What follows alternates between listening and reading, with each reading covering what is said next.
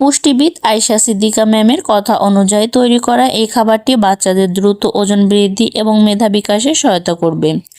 আসসালামু আলাইকুম প্রিয় দর্শক, বাচ্চাদের ওজন নিয়ে প্রায় সব বাবা মায়েরই দুশ্চিন্তা শেষ নেই।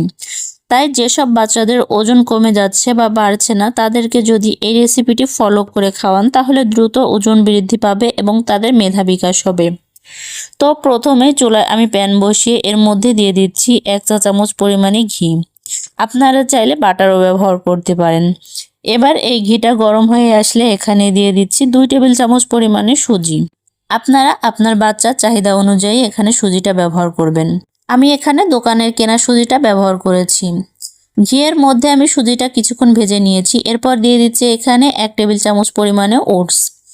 এবার এই ওটসগুলো আমি এই সুজির সঙ্গে লো আঁচে কিছুক্ষণ ভেজে নিচ্ছি। দর্শক, পৃথিবীতে যত শস্য দানা আছে তার মধ্যে এই ওটস হচ্ছে সবথেকে বেশি পুষ্টিকর একটি খাবার। আর পুষ্টিবিদরা কিন্তু 6 মাস থেকে বাচ্চাদের ওটস খাওয়াতে বলে থাকেন।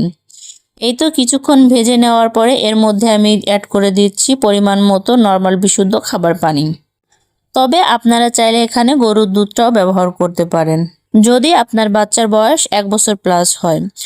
তো পানি দেওয়ার পরে খুব ভালো করে নেড়েচেড়ে নিয়ে সুজি আর ওটসটা যখন কিছুটা সেদ্ধ হয়ে আসবে, এ পর্যায়ে অ্যাড করে দিচ্ছি গ্রেট করে রাখা আপেল।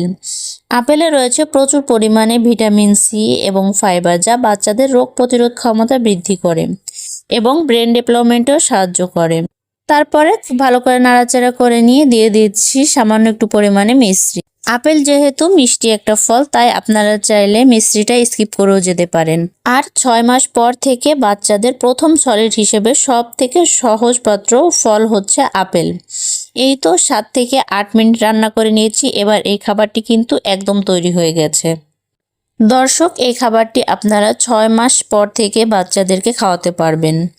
তো দর্শক, এই ছিল আমার আজকের আয়োজন। ভিডিওটি ভালো লাগলে প্লিজ একটি লাইক দিবেন এবং বাচ্চাদের নিত্য নতুন খাবার রেসিপি পেতে চ্যানেলটিকে সাবস্ক্রাইব করে পাশেই থাকবেন। আল্লাহ হাফেজ।